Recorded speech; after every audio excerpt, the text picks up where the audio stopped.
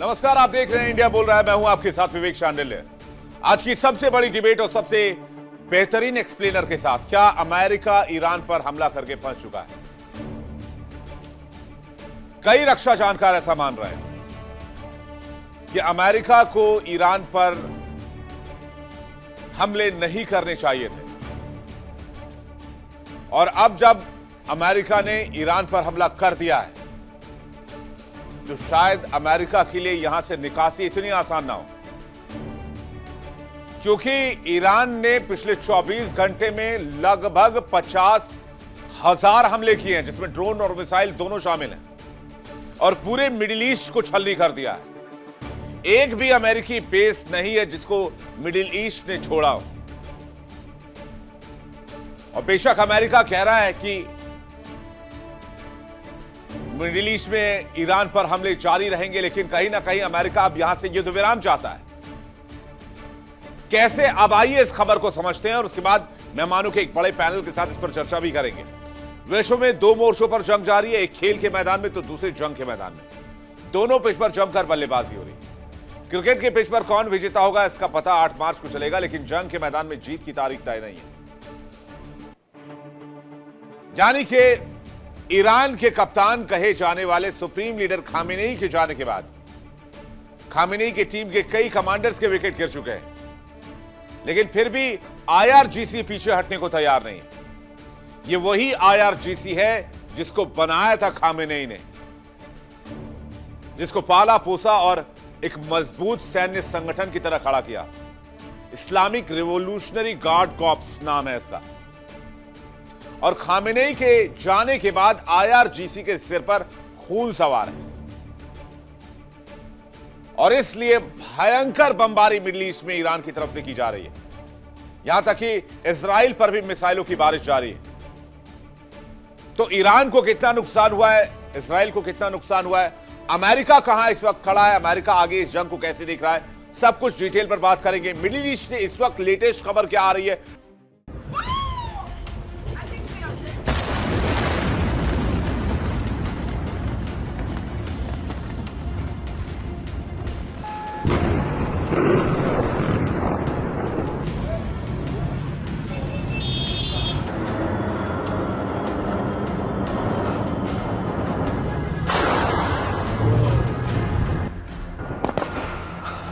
Whoa, did you see that? That was fast.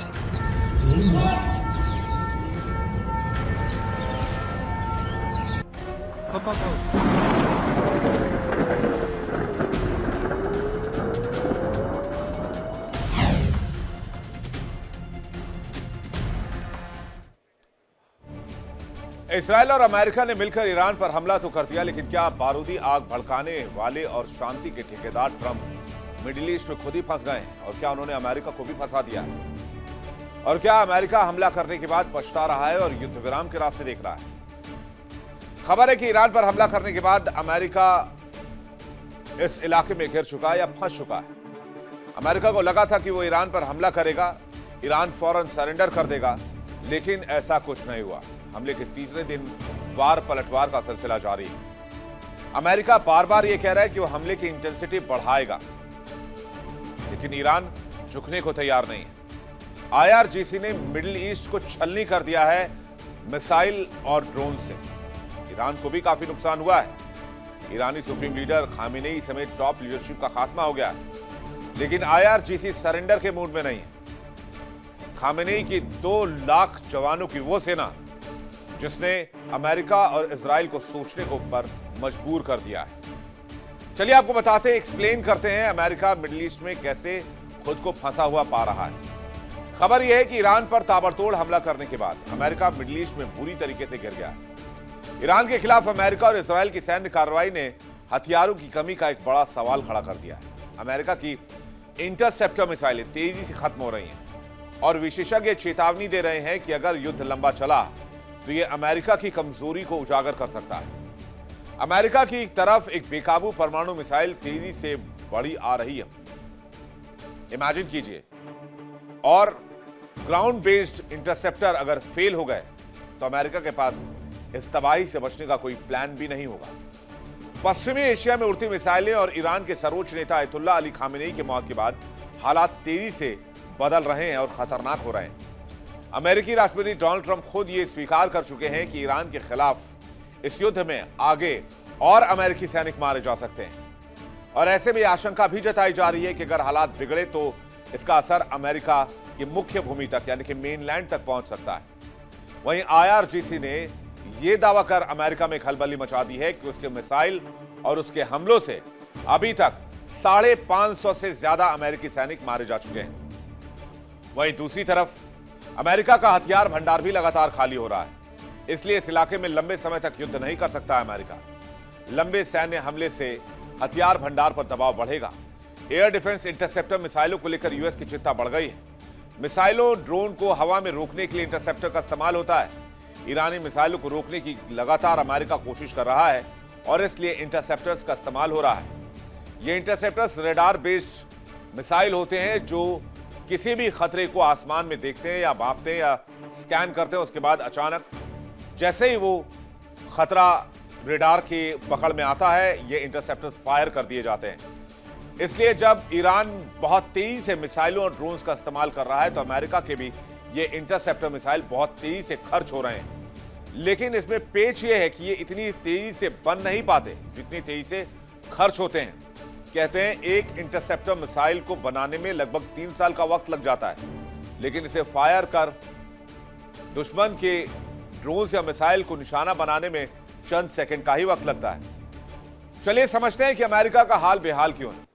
पिछली लड़ाई में ईरान ने जो मिसाइलें दागी थी उसे गिराने के लिए अमेरिका ने एंटी शिप मिसाइलों का इस्तेमाल किया, लेकिन वो मिसाइलें अभी तक नहीं बन पाई क्योंकि इतनी तेजी से उत्पादन नहीं हो पाता।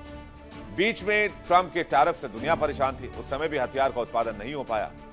इसी वजह से अभी फायर पावर के हिसाब से अमेरिका कमजोर दिख रहा है।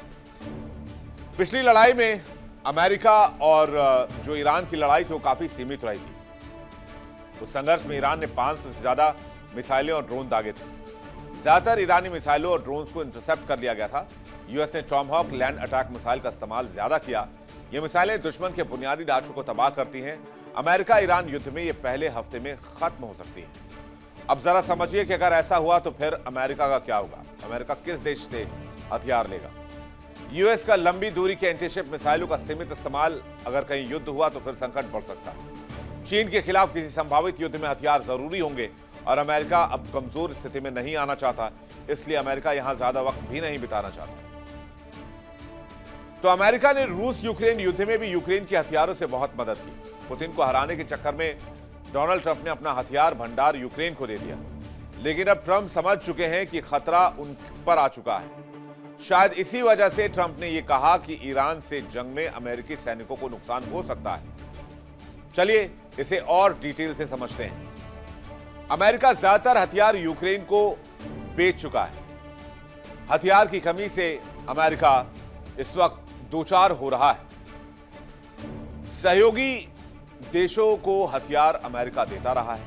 ईरान से युद्ध में मिसाइलें भी जल्दी जल्दी खत्म हो रही हैं, जबकि ईरान के साथ लड़ने के लिए प्रॉक्सी समूह पर्दे के पीछे से तैयार है और वो इजराइल और ईरानी अमेरिकी बेसिस पर हमला कर रहे हैं।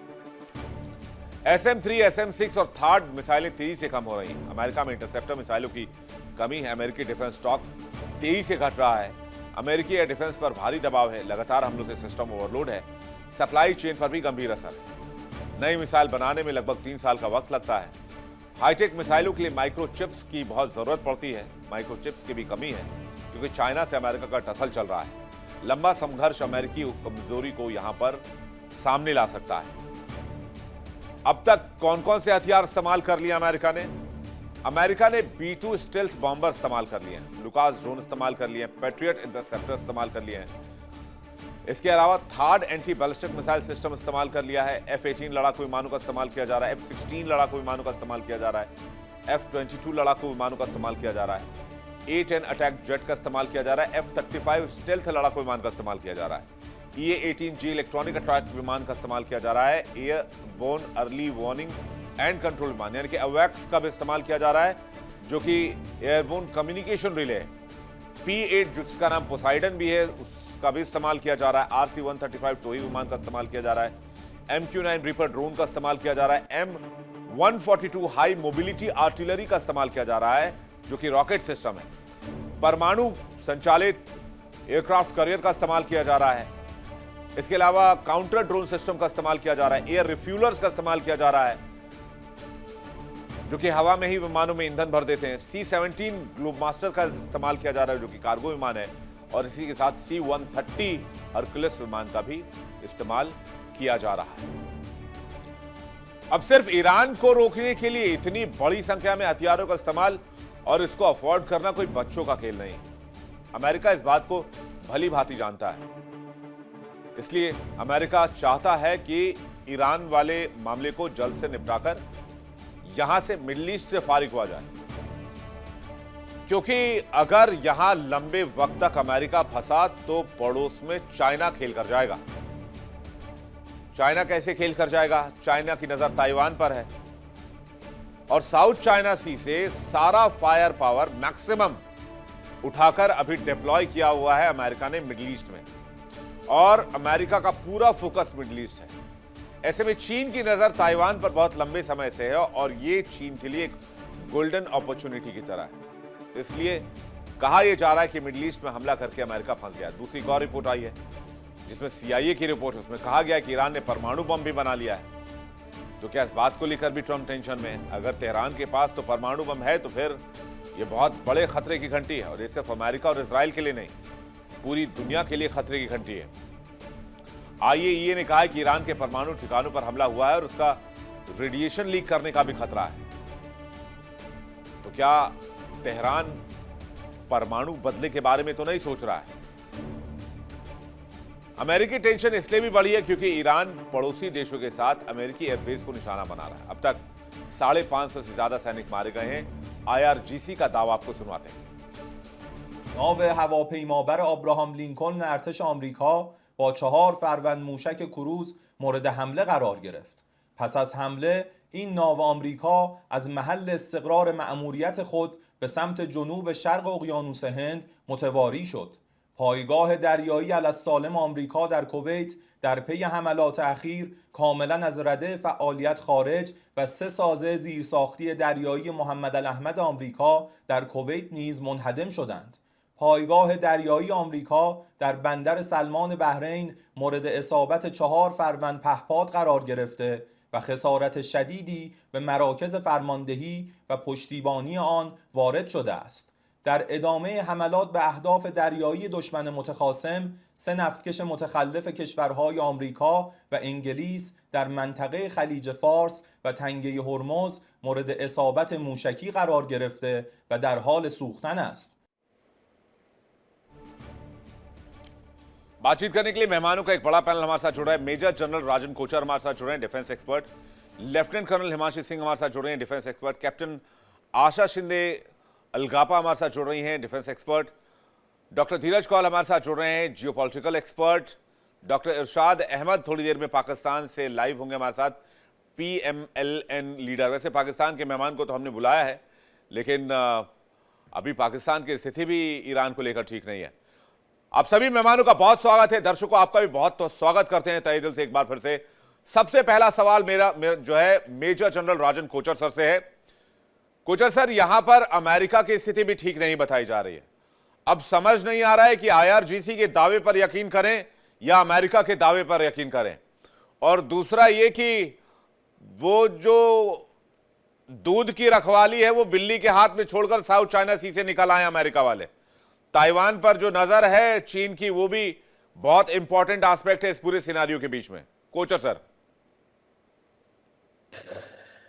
धन्यवाद विवेक। आपने पहले तो मैं आपको कॉम्प्लीमेंट करता हूँ, एक बहुत अच्छा आपने एक नैरेटिव यहाँ पे बिल्ड किया है।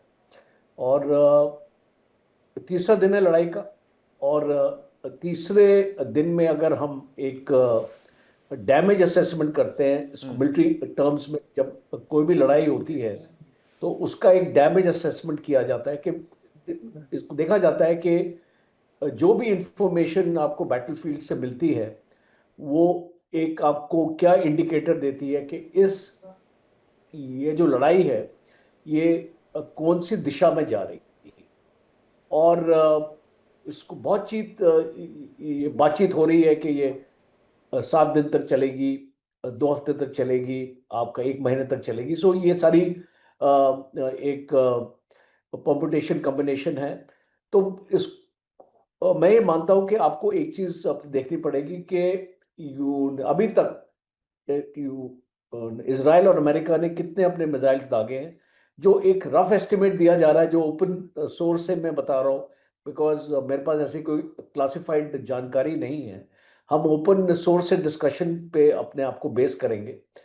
जो ओपन सोर्स से इंफॉर्मेशन मिल रही है, तकरीबन 1600 से 1800 टारगेट्स अमेरिका ने एड्रेस किए हैं इस 36 घंटे की लड़ाई। और एक मिलिट्री, अगर एक एनालिस्ट की तरह अगर मैं इसको एनालाइज करूं, तो 1800 अगर आप एक दिन में, 1.5 दिन में मिसाइल फायर करते हैं, तो आपका रेट ऑफ फायर, मैं उसको मानता हूं इंटेंस रेट ऑफ फायर है, वो आपका नॉर्मल रेट ऑफ फायर नहीं है। बिकॉज ये जो आपकी लंबी लड़ाई की बात करते हैं, तो इसमें आपका वॉर वेस्टेज रिजर्व्स आपका काम आता है। और 1800 अगर आप इसको मिसाइल एक दिन में फायर करेंगे, तो 7 से 10 दिन तक आप इस लड़ाई को सस्टेन नहीं कर पाएंगे, अगर एक सिमिलर रेट ऑफ फायर आपका रहेगा।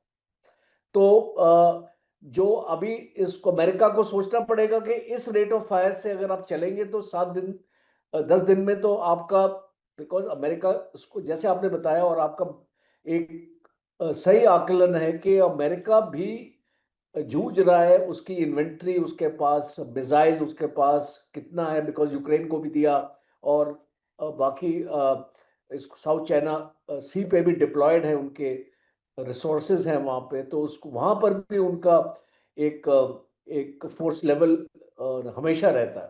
तो ईरान की अभी बात करें, बिकॉज अमेरिका की हमने बात कर ली, ईरान की बात करें, तो ईरान इस लड़ाई को बहुत ही इंटेलिजेंट तरीके से आगे लेके जा रहा है। और वो मैं इसलिए बोलता हूँ क्योंकि अगर हम ये जो अनुमान लगा लें कि ईरान के पास 5000 मिसाइल, और एक इसको रफ एस्टिमेट में दे रहा हूँ जो आपके ओपन सोर्सेज से मैंने लिया है, और अगर 5000 मिसाइल्स ईरान के पास है, तो अभी तक ईरान ने कितनी फायर की है? तकरीबन 600 से 700, ज्यादा नहीं, 500 से 600 हाँ, आपने फायर ईरान की। की तो तरफ इसका से भी मतलब बहुत इंटेंस फायरिंग नहीं है। नहीं, वो एक बहुत कैलकुलेटेड फायरिंग है, इंक्रीमेंटल फायरिंग है, ड्रोन्स के ऊपर ज्यादा तवज्जो दिया। और खास तौर पे गल्फ कंट्रीज को अगर आप देखें जिस तरीके से टारगेट किया है, तो इसको बेसिकली ड्रोन्स का उसको वहां पे इस्तेमाल हुआ है। और जो मिसाइल का इस्तेमाल ये कर रहे हैं, ये एक्चुअली इसराइल के अगेंस्ट कर रहे हैं। और अभी वो अपनी लो इंटेंसिटी मिसाइल, जो आपके 400 टन की मिसाइल है, 500 पाउंड की मिसाइल है, इस टाइप की इसको मिसाइल, अपने 2000 पाउंड वाली मिसाइल उसने इस्तेमाल नहीं करी अभी। और क्यों नहीं करी है? बिकॉज वो इस इजराइल के इंटरसेप्टर्स को खत्म करना चाहते हैं। जब तक एक स्टेज आएगी कि उसको एक नेक्स्ट लेवल तक लेके जाएगी, जैसे उन लोगों ने अब 12 दिन की लड़ाई में किया। इस 12 दिन की लड़ाई में सीज फायर किसने मांगा? इजराइल और यूएसए ने मांगा, ईरान ने सीज फायर नहीं मांगा। तो मैं ये इसको स्ट्रेटेजी अपना ये देख रहा हूं। और यूएस के अभी लॉसेस आप देख लीजिए, बिकॉज ये बहुत इंपॉर्टेंट है। वो उनकी साइक के ऊपर इफेक्ट करते हैं। एक तो उनके 4 जवान मर गए, जो मरीज है। IRGC 562 का नंबर दे रहा है सर। वो देखिए, ईरान को कोई फर्क नहीं पड़ता, आप उनके 10 लाख लोग मार लो। नहीं, IRGC कह रही है हमने 562 अमेरिकी सैनिकों को मार दिया है अब तक के अटैक में। अच्छा, ओके, 500। तो अब आप देख लीजिए, अगर आपके 3 एयरक्राफ्ट, अभी एक न्यूज आ रही थी शाम को कि 11 एयरक्राफ्ट अमेरिका के गिरे, तो इस लड़ाई में तो हम पुष्टि नहीं कर सकते। जैसे प्रेसिडेंट ट्रंप भी अपने जो नंबर चेंज करता रहता है, पहले बोलता है 5 गिरे, पाकिस्तान की जब लड़ाई हुई थी 7 गिरे, 11 गिरे, और इसको हम भी अब बोल सकते हैं कि अमेरिका के 11 गिरे। तो इस टाइप की एक फॉग ऑफ वॉर में आपकी information, truth is the biggest casualty, जैसे कि लड़ाई में आपको सच्चाई कभी भी आपको सामने नहीं मिलेगी। और हमने यूक्रेन की लड़ाई में भी ये चीज़ देखी। तो अल्टीमेटली मैं इसको अपनी आर्गुमेंट को सम अप करता हूँ और मैं आपको ये बताता हूँ कि ये लड़ाई अमेरिका क्लेम नहीं कर सकता कि ये टोटली अमेरिका की तरफ जा रही है, बिकॉज कुछ रिवर्सेस अमेरिका को हुए और मुझे ऐसा लगता है कि कुछ दिनों बाद एक सिचुएशन आएगी जब एक नेगोशिएशन की तरफ दोनों देश बढ़ेंगे, बिकॉज जो आपका स्ट्रेट ऑफ हॉर्मूज है, आप देखिए उसको भी ब्लॉक किया हुआ है, इम्पैक्ट हुआ है आपकी वर्ल्ड इकोनॉमी को। तो इसको आप ज्यादा देर तक इस लड़ाई को नहीं खींच सकते हैं। और मैं कुछ स्टैट्स निकाल रहा था कोचर सर, अमेरिका हर दिन 25 से 40 मिलियन डॉलर, लगभग 210 करोड़ से 335 करोड़ रुपए खर्च कर रहा है। 2 करियर स्ट्राइक ग्रुप जो भेजे हैं उसके हर एक करियर स्ट्राइक ग्रुप का खर्चा $6.5 मिलियन पर डे के हिसाब से है। तो ये डोनाल्ड ट्रंप एक डॉलर का हिसाब किताब रखते हैं यूएस में, तो मुझे लगता है कि ये उनको बहुत सूट कर रहा होगा। बाकी कौल साहब इस पर जवाब देंगे। और एक बात जो आपने कही कि ट्रूथ बहुत कम निकल कर आता है युद्ध के मैदान से, बेसिकली जो स्ट्रेटजी बनाई जाती है वो इसी तरह से बनाई जाती है कि दुश्मनों को कैसे बरगलाया जाए। और इसका रेलेवेंस हमको महाभारत में भी मिलता है, जब भीष्म पितामह को हराना लगभग नामुमकिन था पांडवों के लिए, तब ये खबर उड़ाई गई कि अश्वत्थामा मारा गया, जिसपे भीष्म पितामह रुक गए थे और उसके बाद उनको डिफीट किया गया था। वैसे चलिए इस पर कभी और बात करेंगे, लेकिन कौल साहब का रिएक्शन चाहेंगे जो बात कोचर सर कह रहे हैं। क्या एक गलती है अमेरिका की तरफ से इस अटैक को अंजाम देना? नमस्कार, thank you for having me on the show. देखिए, आपने बहुत अच्छे से इनिशियली रिकैप किया ऑल द फैक्ट्स, और ये बात बिल्कुल सही है। जो हमारे ऑफेंसिव हैं वेपनरी यूएस की, वो डिप्लीट हो रही हैं, लेकिन we can replenish them from other stocks, from other basis. लेकिन जो हमारी डिफेंसिव सिस्टम है, जिसके अंदर थार्ड आता है, SM-3 आते हैं, सैम और अदर पेट्रियट आते हैं, उसको रिप्लेनिश करने में मंथ्स टू ईयर्स लगते हैं। तो हमारा defensive with each day is getting more and more vulnerable, इसमें कोई दो राय नहीं है। इसलिए आप देखेंगे the intensity of attack will be increased even more with each day, so that there is no opportunity to attack big time. So ये clear है। लेकिन coming to the economical implication, जो हमने 2 दिन पहले भी आपके शो पे बोला था कि ऑयल के प्राइजेस हम एंटिसिपेट कर रहे हैं तकरीबन $100 से $120 प्रति बैरल, और हर दिन $7 से $14 प्रति बैरल के राइज का एंटिसिपेटेड है। और आज आपने देख लिया $80 के करीब वो पहुंच चुका है।